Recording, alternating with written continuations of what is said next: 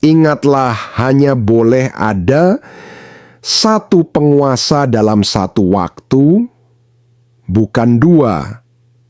Karena itu, seseorang tidak bisa memiliki kedudukan yang sama dengan raja jika ia adalah Pangeran Wales atau pewaris takhta. Pada tengah malam, Raja Charles III menandatangani sebuah keputusan, dan di luar tembok istana tak ada seorang pun yang menyadari kekacauan apa yang mungkin ditimbulkannya.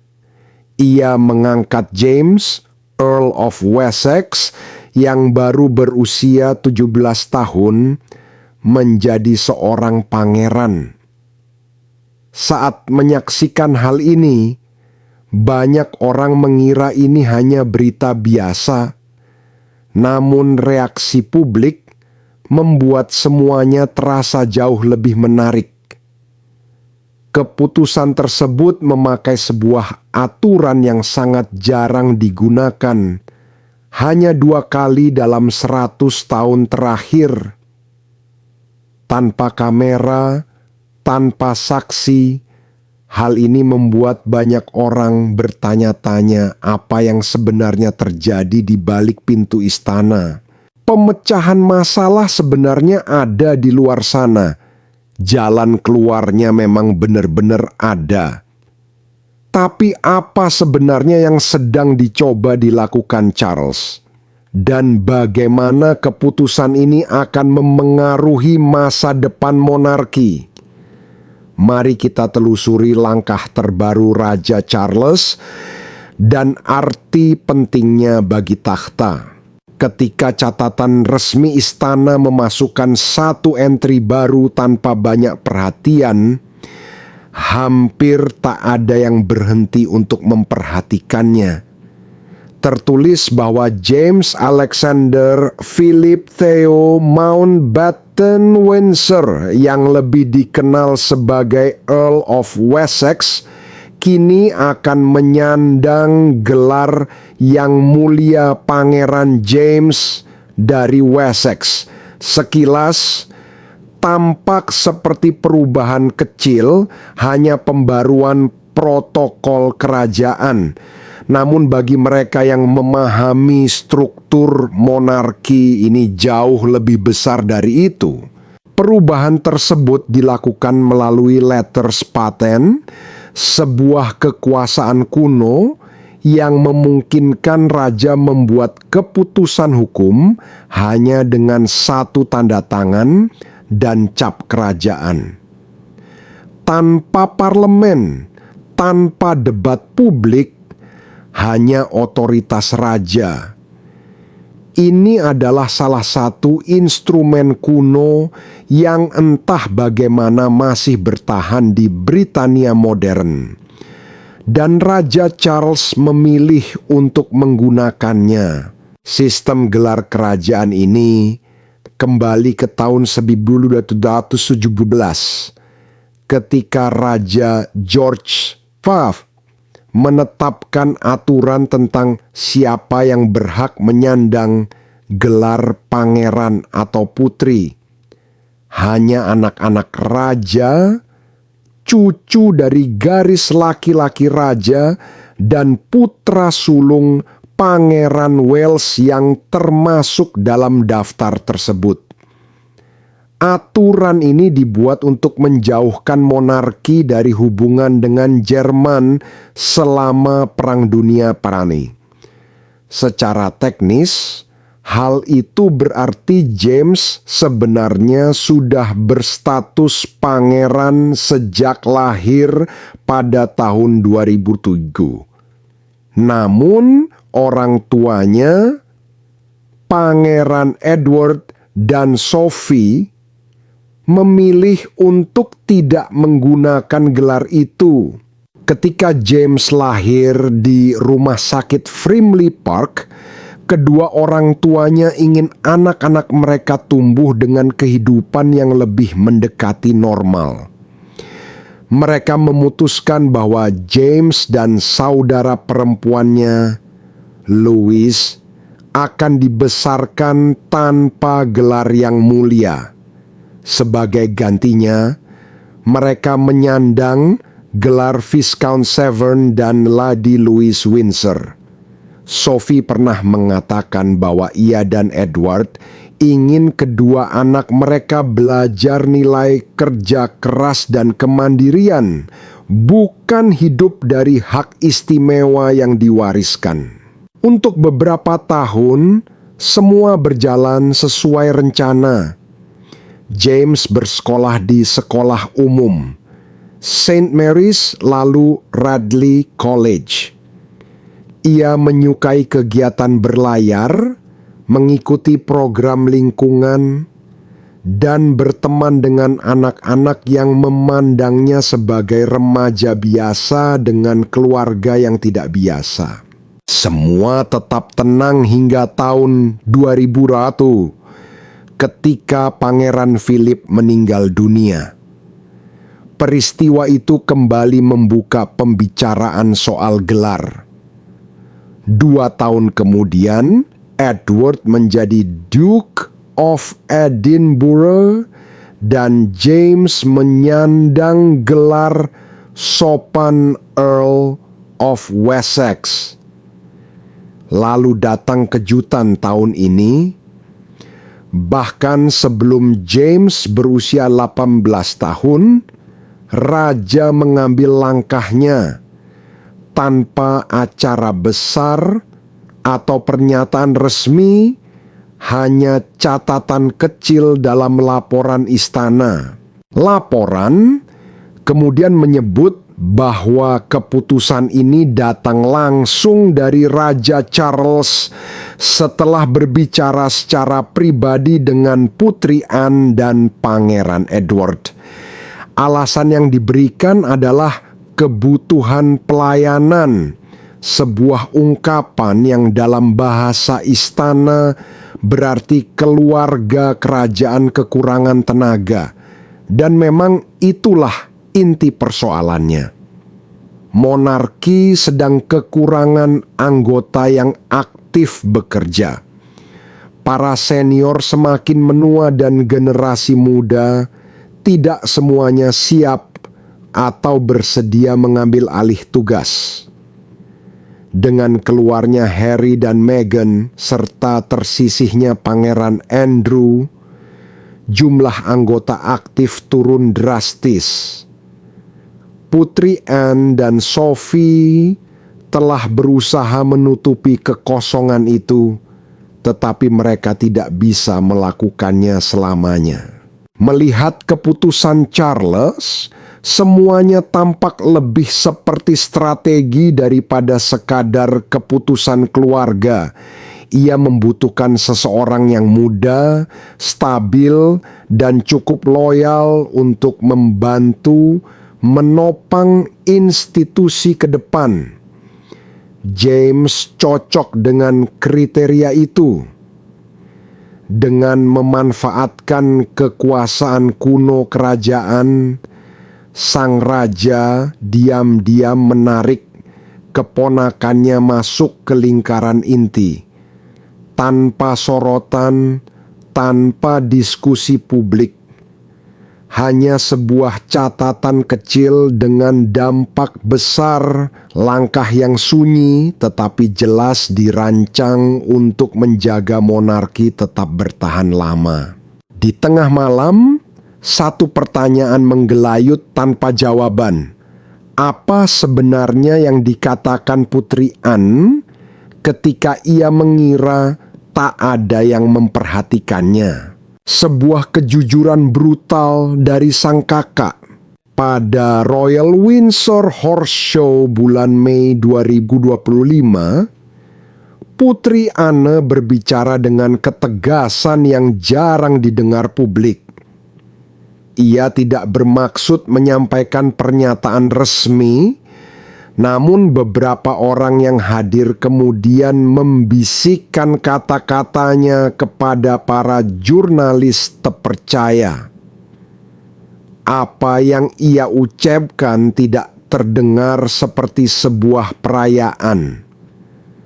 lebih mirip upaya meredam masalah. Anne yang telah melihat kerasnya kehidupan keluarga kerajaan lebih dari siapapun yang masih hidup, memandang gelar baru James bukan sebagai seremoni, tetapi sebagai penyelamat.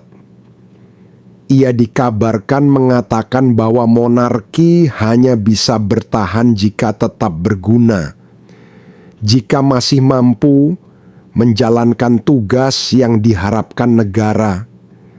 Menjadikan James seorang pangeran, ujarnya, bukan soal kemewahan, gengsi, atau tepuk tangan publik. Itu langkah agar institusi tetap berfungsi. Ia menyampaikan alasannya secara lugas. Beberapa tahun terakhir menjadi beban yang belum pernah ada sebelumnya. Ia sendiri sempat mengalami masalah kesehatan serius pada tahun 2004, membuat orang lain harus mengambil alih tugas-tugas yang biasa ia lakukan. Sophie juga kewalahan memikul beban ganda sambil menjaga agar keluarga tetap terlihat aktif di mata publik. Edward, tambahnya, terus berjuang menyeimbangkan berbagai tanggung jawab.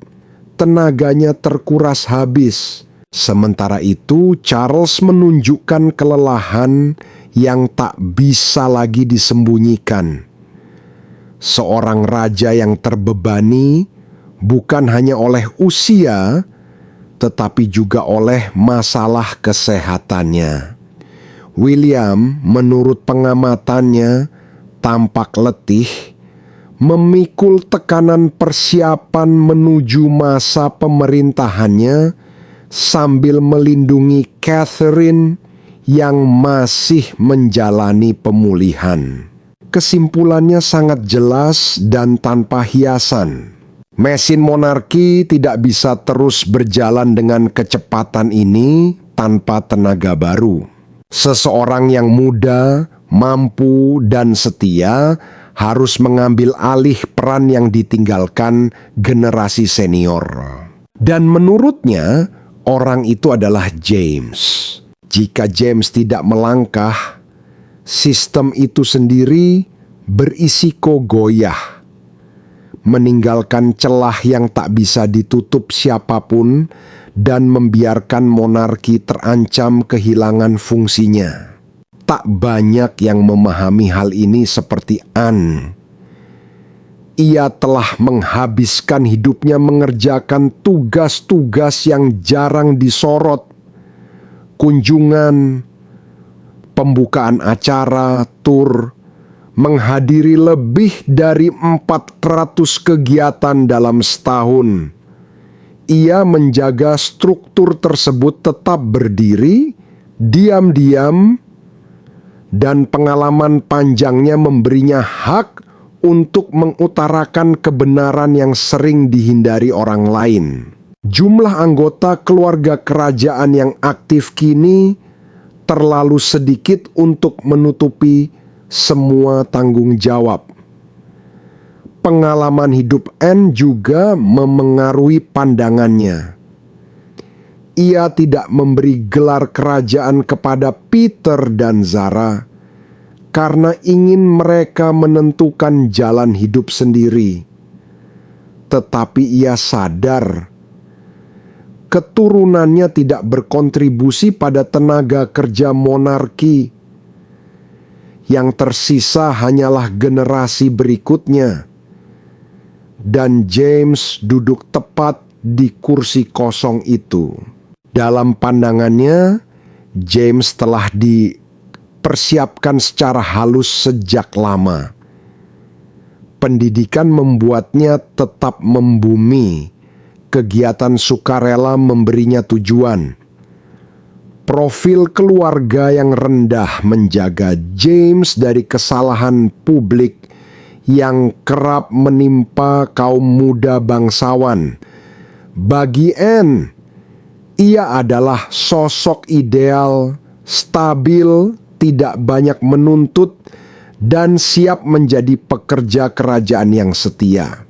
Bagi Anne, gelar bukanlah simbol kehormatan. Gelar adalah tugas. Ia sering berkata bahwa pelayanan sejati tidak tentang terlihat, tetapi tentang hadir. Menjadi pangeran menurutnya bukan kehormatan bagi James, tetapi penugasan. Kilauan dan kemewahan itu untuk orang lain. Cara berpikir Anne mungkin tampak dingin, tetapi konsisten. Baginya, monarki bukan ruang untuk mengejar kebahagiaan pribadi. Ini adalah mesin berisi peran dan kewajiban yang harus terus bergerak, siapapun yang mengisinya. Di balik gelar baru James, mungkin ia tanpa sengaja mengungkap kenyataan pahit. James bukan sedang dihormati, ia sedang direkrut. Namun fokus Anne pada institusi membuat satu hal penting terlewat. Apakah kata-kata Pangeran Edward tentang cara ia membesarkan James menunjukkan sesuatu yang lebih dalam? Sebuah rencana yang sejak awal telah diarahkan? Pengakuan Pangeran Edward. Pangeran Edward sering bercerita hangat tentang bagaimana ia membesarkan James. Dalam wawancara dengan Vanity Fair dan Hello, ia menggambarkan seorang anak yang bebas memilih jalannya sendiri, namun tetap siap melayani. Di permukaan ini terdengar adil dan modern, namun orang-orang yang dekat dengan keluarga itu mengakui ada hal lain di balik layar. Kebebasan James, kata mereka, selalu memiliki batas-batas halus yang diarahkan agar ia tumbuh menuju tugas kerajaan. Edward sering mengatakan bahwa James mewarisi rasa tanggung jawab yang tenang darinya. Tetapi staf istana menyebut hal itu bukan bakat alami, melainkan diajarkan. Edward dan Sophie, menurut banyak sumber, membentuk kehidupan James dengan cara menghindarkan dirinya dari ambisi besar atau gaya hidup yang mengundang perhatian. Setiap pilihan, setiap rutinitas dirancang untuk membentuknya menjadi bangsawan yang stabil dan dapat diandalkan, bukan seorang pencari sensasi. Bahkan pilihan sekolahnya pun penuh makna. James belajar di St. Mary's School, Ascot, lalu Radley College, sekolah-sekolah bagus dan terhormat, tetapi bukan Eton, tempat sebagian besar bangsawan tingkat atas biasanya menempuh pendidikan. Edward mengatakan bahwa mereka ingin memberi James masa kecil yang normal, namun orang dalam melihatnya secara berbeda. Radley mengajarkan servis, sementara Eton menanamkan leadership. Perbedaan kecil itu ternyata penting. Edward ingin James tumbuh menjadi seseorang yang tahu cara mengikuti, mendukung, dan bekerja sama, bukan memerintah atau menjadi pemimpin yang mendominasi. Pola yang sama juga terlihat dalam kegiatan sosialnya. Pembersihan pantai, program lingkungan, hingga proyek kepemudaan tampak seperti kegiatan sukarela biasa. Namun orang-orang di lingkaran dalam tahu bahwa semua itu diatur dengan cermat oleh Sophie. ia memilih proyek yang aman, terkelola dengan baik, dan terkait dengan patronasenya sendiri, agar James dapat belajar melayani publik di bawah pengawasan. Yang tampak seperti remaja yang ingin membantu sebenarnya adalah pelatihan awal menjadi anggota keluarga kerajaan yang bekerja penuh. Edward sering menggambarkan perjalanan James sebagai cerminan dirinya sendiri, mengatakan bahwa putranya sedang dipersiapkan untuk mendukung William sebagaimana dulu ia mendukung Pangeran Philip. Tapi kenyataannya, situasi itu tidak sepenuhnya sama. Edward dulu masih sempat merasakan kehidupan di luar lingkar kerajaan, melihat dunia nyata, membuat kesalahan, lalu belajar sebelum akhirnya kembali. James tidak mendapat kesempatan itu. Sejak awal, orang tuanya menuntunnya ke arah tugas kerajaan, membentuk seluruh kehidupannya agar siap mengambil tanggung jawab.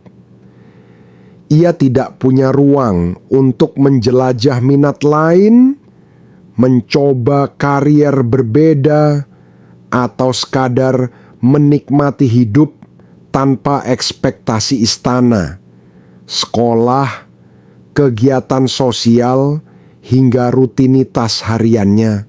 Semuanya dirancang untuk menanamkan nilai kesetiaan, tanggung jawab, dan kesiapan pada peran yang telah ditentukan bahkan sebelum ia mampu memahaminya. Sejak hari pertama, James dibentuk untuk mengikuti rencana yang nyaris tidak memberi ruang bagi kesalahan pribadi.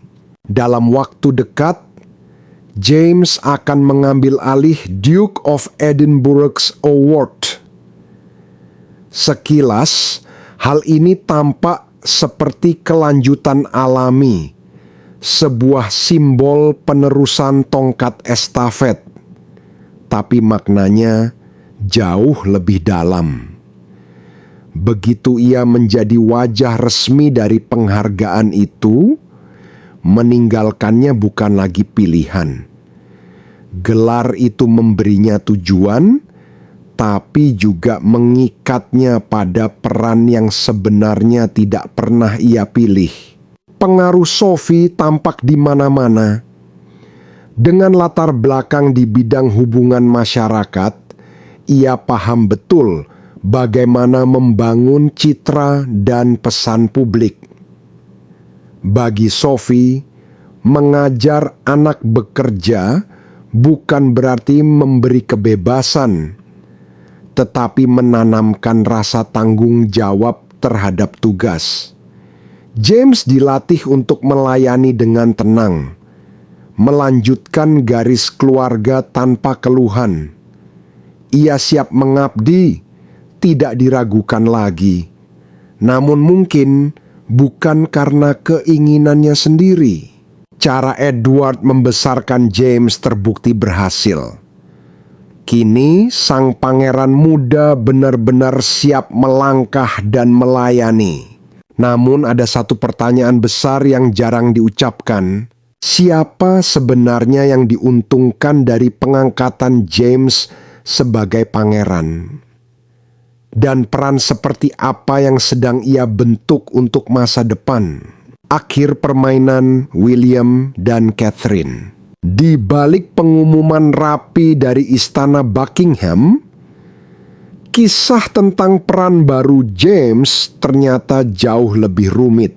Secara resmi, istana menggambarkan pengangkatan ini sebagai cara untuk meringankan beban William dan Catherine, membantu mereka menghadapi meningkatnya tekanan kehidupan kerajaan. Namun sumber-sumber dekat William mengatakan bahwa ia tidak sepenuhnya nyaman dengan keputusan itu.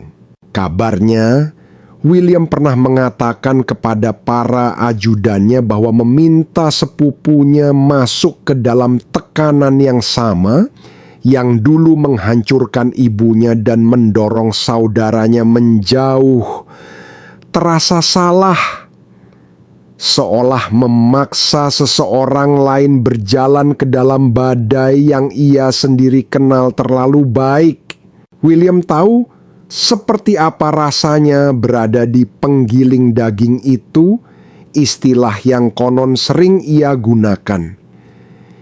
Ia melihat sendiri bagaimana Diana hancur di bawah sorotan publik tanpa henti.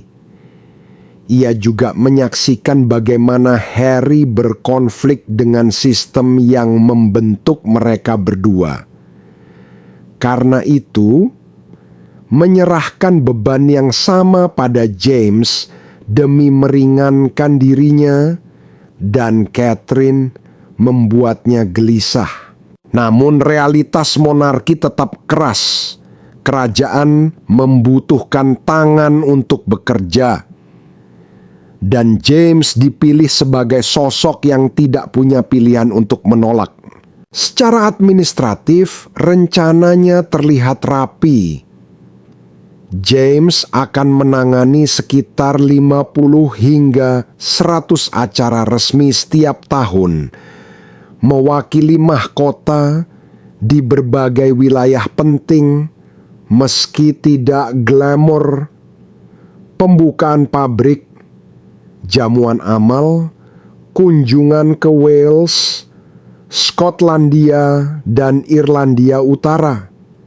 Ia akan menjalankan pekerjaan rutin yang menjaga citra monarki tetap hadir di mata rakyat, tanpa harus membebani William dan Catherine lebih jauh. Namun bahkan tugas-tugas kecil membawa risiko tersendiri. Ketika rakyat frustrasi karena politik atau kesulitan ekonomi, seringkali wajah kerajaan yang datang ke kota, merekalah yang menjadi sasaran kemarahan. James kini berada tepat di garis depan dari tekanan yang sama, bukan karena ambisi, tetapi karena sistem yang menuntut keberlanjutan. James bisa saja menjadi wajah dari semua itu. Penyakit Catherine tahun lalu membuka mata banyak orang tentang betapa rentannya istana sebenarnya. Publik memang menunjukkan simpati, tetapi bagi para perencana di dalam istana, itu menjadi sinyal bahaya. Kebaikan hati rakyat saja tidak cukup untuk menjaga sistem tetap berjalan. Ketika krisis berikutnya datang, entah karena skandal, kesehatan, atau gelombang kritik, seseorang harus maju menghadapi badai itu. Dan orang itu adalah James. Jika beban itu menghancurkannya, monarki tetap bisa bertahan. Karena ia bukan pewaris takhta, ia adalah perisai. Peran yang akan diembannya menunjukkan rencana itu dengan jelas. Ketika James bergabung dalam proyek Catherine Hold Still atau menemani William dalam acara lingkungan, ia memang di sana untuk belajar, tetapi juga untuk melindungi. Setiap kritik publik diarahkan padanya, bukan kepada William dan Catherine. Sistem tetap aman. James kehilangan privasinya. Ia akan hidup dalam jadwal yang nyaris tanpa henti, berpindah dari satu acara ke acara lain dengan sedikit ruang bagi dirinya sendiri. Sementara teman-teman sebayanya dari universitas mulai membangun karier, menjalin hubungan, dan menikmati kebebasan, James akan tetap terikat pada tugas. Ia tidak akan mewarisi kekuasaan atau kemasyhuran, hanya tanggung jawab. William kabarnya khawatir sejarah akan berulang. Seorang pemuda lain dibentuk untuk bertahan, bukan untuk bahagia. Pada akhirnya, gelar baru James mungkin bukanlah penghargaan, melainkan cara paling halus mahkota untuk bertahan hidup, menukar pilihan seorang remaja demi kelangsungan institusi. Namun bantuan yang dibutuhkan William dan Catherine hanyalah satu sisi dari kisah ini. Opini publik tidak otomatis mendukung, dan muncul pertanyaan, apakah keputusan ini justru bisa menjadi bumerang bagi Charles?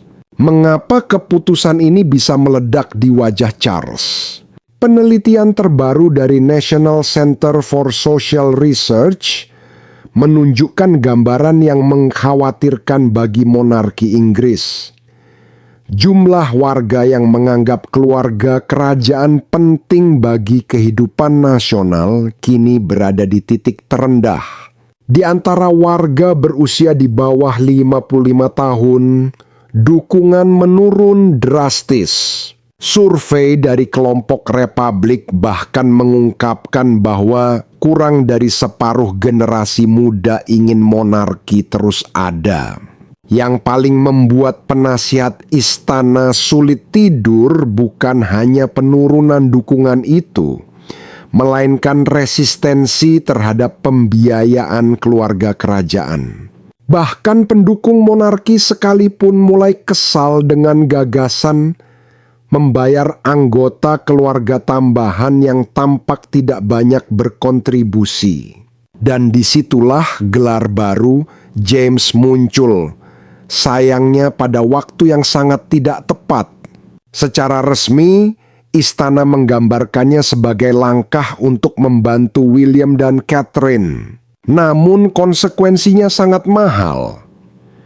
Biaya keamanan saja bisa mencapai £500.000 sterling per tahun. Belum lagi gaji staf, biaya perjalanan, dan akomodasi yang ditingkatkan.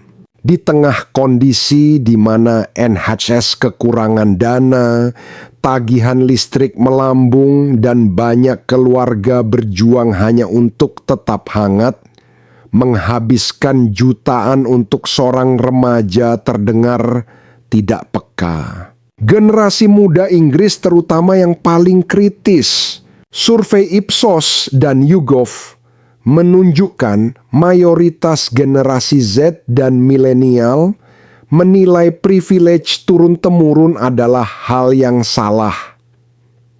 Jabatan seharusnya diperoleh lewat usaha, bukan diwariskan.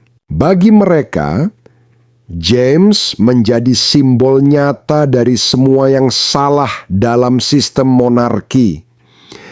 Kekayaan dan pengaruh diberikan hanya karena garis keturunan. Di dunia maya, reaksi muncul dengan sarkasme. Banyak yang bertanya siapa sebenarnya James dan mengapa pembayar pajak harus menanggung biayanya. Di TikTok, ia bahkan menjadi bahan candaan. Pangeran baru Inggris buatan abad ke-21. Istana mencoba mengendalikan reaksi itu dengan cara halus, menyisipkan berita pengangkatannya diam-diam ke dalam court circular. Namun justru langkah itu memperburuk keadaan. Ketika sesuatu disembunyikan, publik cenderung mengira ada alasan gelap di baliknya. Dan dugaan-dugaan itu jarang bersifat positif. Kelompok anti-monarki seperti Republik langsung memanfaatkan momen itu sebagai bukti bahwa monarki tak bisa lagi berbenah. Pemimpinnya, Graham Smith, mengatakan kepada media bahwa langkah ini memperlihatkan betapa kunonya sistem kerajaan.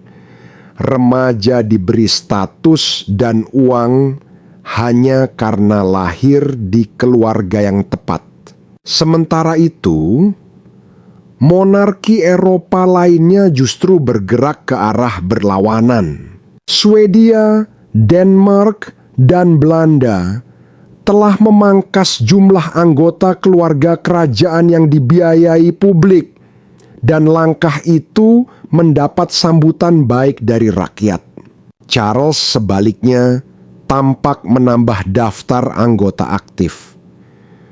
Waktu pengambilan keputusan ini benar-benar buruk. Britania kini menghadapi krisis ekonomi terburuk dalam beberapa dekade. Pemogokan besar-besaran, harga energi tinggi, lonjakan penggunaan bank makanan, dan tingkat toleransi terhadap kemewahan bangsawan berada di titik rendah. Dalam situasi seperti itu, munculnya pangeran muda dengan perlindungan mahal dan staf pribadi pasti menimbulkan kemarahan publik. Sejarah telah menunjukkan pola ini. Rusia dan Prancis tidak runtuh karena rakyat menolak monarki sebagai konsep. Mereka runtuh karena para penguasa tampak jauh dari kenyataan. Hidup berlebihan di masa rakyat menderita, dan James bisa saja menjadi wajah dari ketidakpuasan itu. William dan Catherine masih memiliki simpati publik. James tidak. Ia muda, tak dikenal luas, dan kini memegang gelar yang otomatis menarik sorotan. Setiap kesalahan kecil, rumor, atau tanda kesombongan akan diperbesar. Istana tidak bisa mengatakan ia layak mendapatkannya.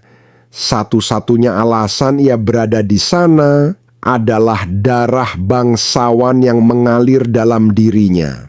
Dan itulah yang paling sulit diterima oleh masyarakat Inggris modern.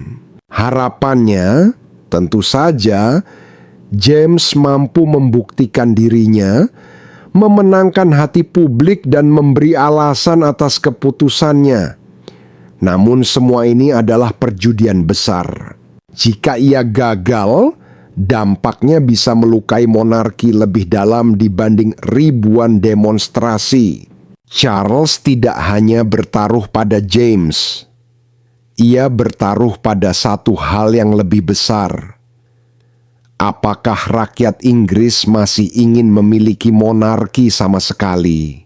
Melihat pengalaman pahit dari kerajaan-kerajaan Eropa lain, tanda-tanda peringatan dari sejarah sulit untuk diabaikan. Strategi atau takdir. Monarki Inggris selalu berjalan di garis tipis antara tradisi dan perubahan. Sebuah institusi berabad-abad yang harus tampak abadi sekaligus tetap relevan di dunia modern. Namun hari ini, keseimbangan itu terasa lebih rapuh dari sebelumnya. Pertanyaan besar pun muncul. Apakah perubahan di dalam istana ini hasil dari strategi yang cermat, atau sekadar sejarah yang memaksa mahkota untuk menyesuaikan diri? Setiap perubahan dalam monarki Inggris selalu terjadi dengan tenang, hampir tak terlihat pada awalnya. Namun jika diperhatikan lebih dekat, setiap langkah kecil itu ternyata menyimpan dampak besar dan bisa menentukan masa depan mahkota sendiri. Setiap langkah di dalam istana membawa makna tersendiri. Pengaruh Pangeran William kini mulai terlihat melalui gerakan-gerakan kecil yang penuh perhitungan. Salah satu yang paling menonjol adalah upayanya mendekatkan dua anak Sophie, Lady Louise Windsor dan James, Earl of Wessex, ke pusat kehidupan kerajaan di tengah era di mana monarki Inggris harus menerima kenyataan bahwa jumlah anggota aktif semakin sedikit.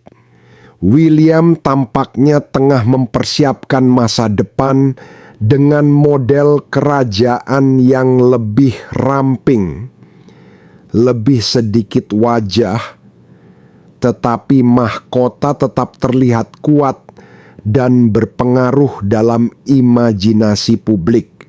Bagi Raja Charles, perubahan-perubahan ini terasa sekaligus tak terhindarkan dan mendesak. Di usia 76 tahun dan menghadapi rapuhnya kesehatan, masa pemerintahannya yang dulu dinanti panjang, kini tampak lebih sempit dari yang pernah ia bayangkan.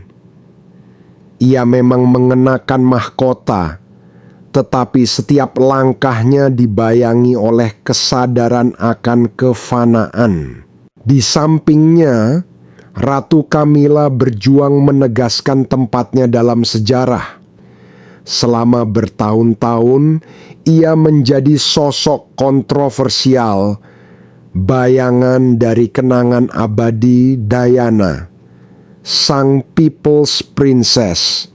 Kini sebagai permaisuri, ia mengandalkan penampilan publik yang diatur dengan cermat untuk memproyeksikan citra relevansi dan stabilitas. Namun di balik senyum yang terukur, tersimpan perjuangan batin yang lebih dalam. Pertarungan agar tidak terlupakan dalam kisah besar monarki Inggris. Sementara itu, Putri Anne seperti biasanya tetap menjadi pilar kekuatan keluarga Windsor. Tegas, tenang, dan tak mengenal lelah, ia dikenal sebagai pekerja paling tekun di antara bangsawan lainnya.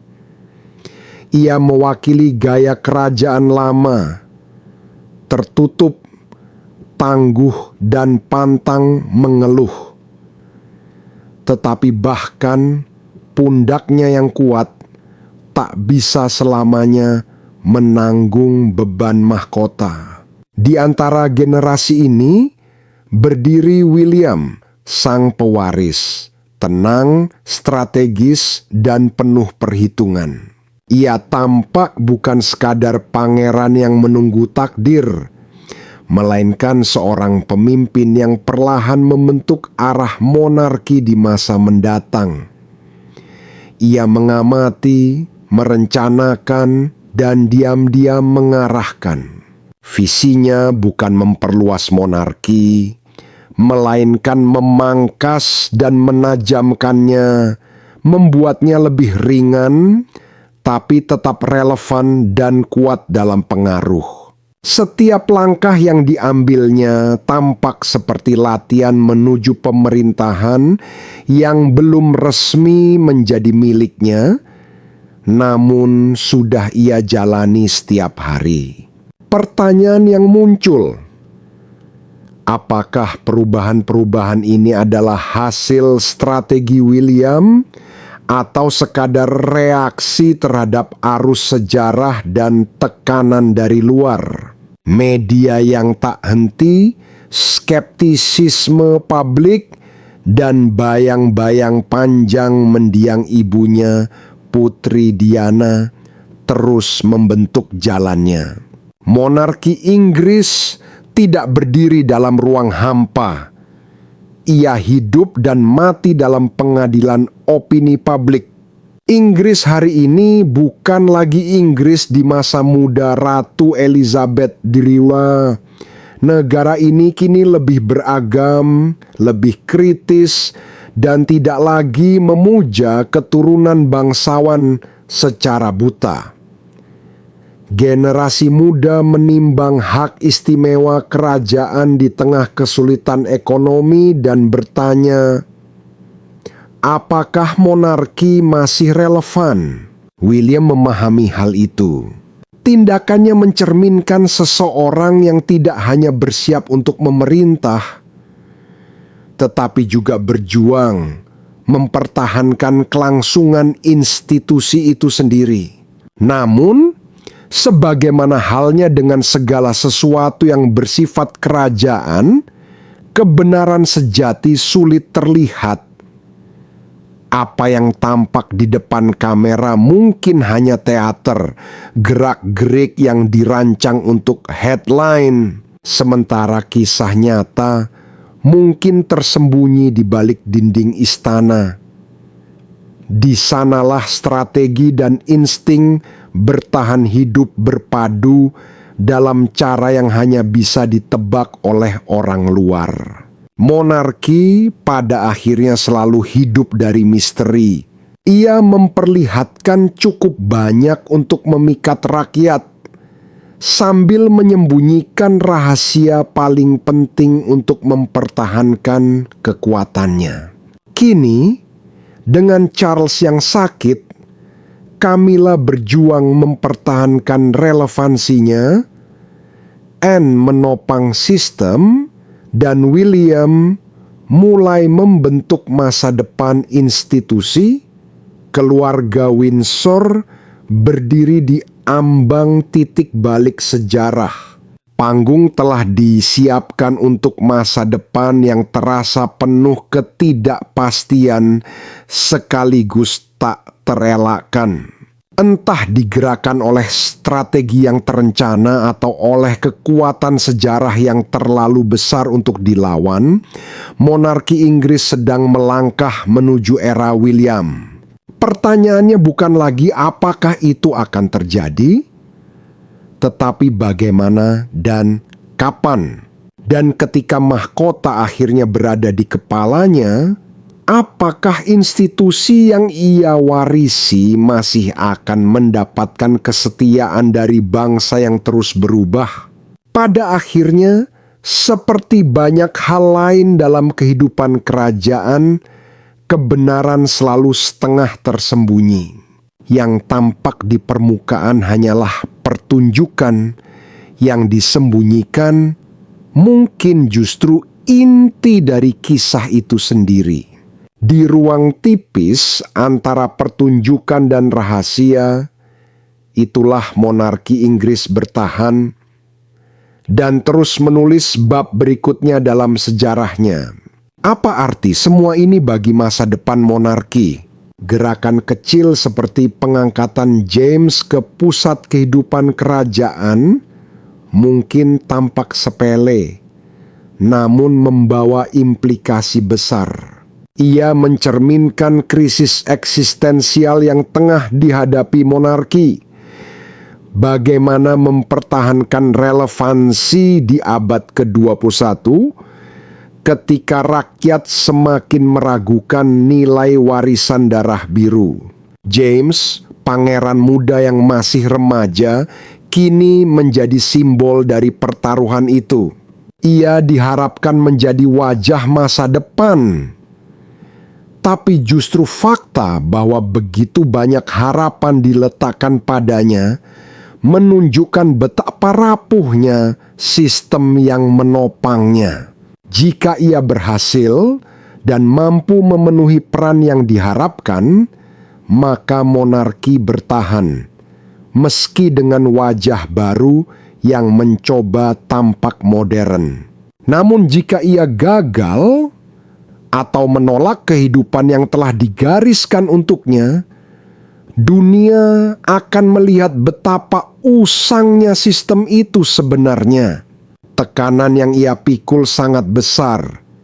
Ia harus cukup terlihat untuk membenarkan posisinya, namun tidak boleh menyaingi William dan Catherine. Ia harus bekerja keras, tapi tidak boleh tampak ambisius.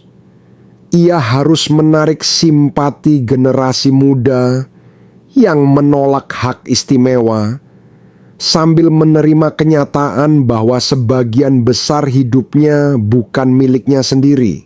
Sejarah tidak memberi banyak penghiburan. Banyak bangsawan muda sebelumnya yang hancur di bawah beban mahkota.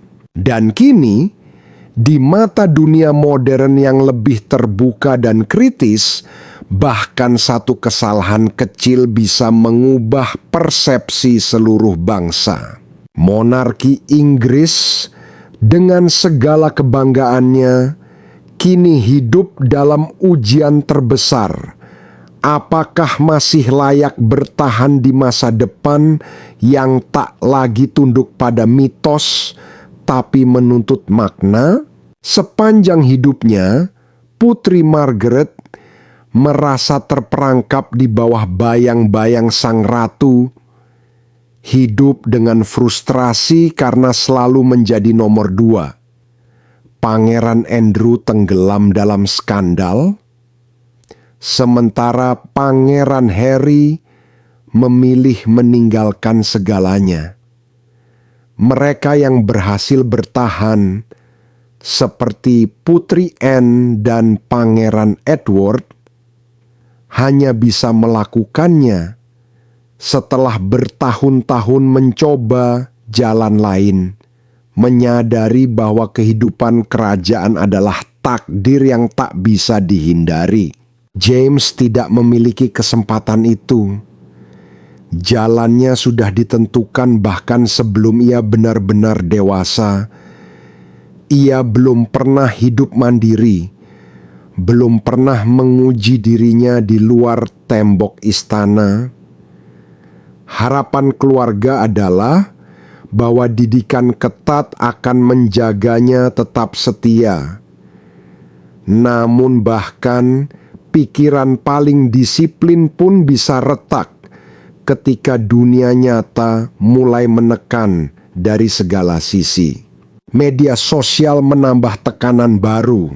Setiap gerakannya akan direkam, dianalisis, dan dikritik oleh jutaan orang yang melihat monarki bukan sebagai tradisi, tetapi sebagai tontonan. Ia akan terus dibandingkan dengan para influencer yang tampak bebas, sementara dirinya harus selalu berperan. Terlalu terbuka, dikritik. Terlalu tertutup, dikritik. Terlalu ekspresif, disalahkan. Terlalu datar, dicemooh. Ia tidak akan pernah benar-benar bisa memuaskan semua orang. Lalu ada soal uang. Setiap pengeluaran, dari pakaian hingga perjalanan, akan diperiksa oleh publik yang sedang berjuang membayar tagihan mereka sendiri. Mungkin masa kuliah akan menjadi pengalaman pertamanya merasakan sedikit kehidupan normal. Ia akan duduk di sebelah mahasiswa lain yang membangun karier, jatuh cinta, melakukan kesalahan, sementara jalannya sendiri sudah digariskan sejak lahir. Ketidakseimbangan seperti itu bisa terasa kosong. Apa sebenarnya makna keberadaannya selain tugas? Sepupu-sepupunya memiliki arah hidup yang jelas, tapi jalannya sendiri kabur, dibentuk lebih oleh ekspektasi daripada pilihan. Bahaya sesungguhnya adalah ketika ia menjadi simbol ketahanan, seorang pemuda yang memainkan peran yang tidak pernah ia minta. Jika James tetap patuh dan menerima nasibnya, itu membuktikan monarki masih mampu membentuk ketaatan. Namun jika ia memberontak, itu menyingkap retakan dalam sistem yang selama ini tampak kokoh. Bagaimanapun hasilnya, institusi kerajaan kini bergantung padanya. Pertanyaannya, apakah ia akan terus mengikuti naskah yang disusun untuknya? Atau suatu hari nanti sadar bahwa peran itu bukan miliknya sama sekali? Dan apa yang akan terjadi ketika James, remaja yang masih mencari jati diri, mulai merasa bahwa mahkota di atas kepalanya tidak lagi terasa seperti kehormatan, melainkan seperti rantai? Pada akhirnya pertanyaan yang lebih besar menunggu. Apakah rakyat Inggris akan terus mau membayar mahal untuk menopang eksperimen kerajaan ini, sementara seluruh Eropa sudah lama menemukan cara berbeda untuk memerintah tanpa beban seperti itu?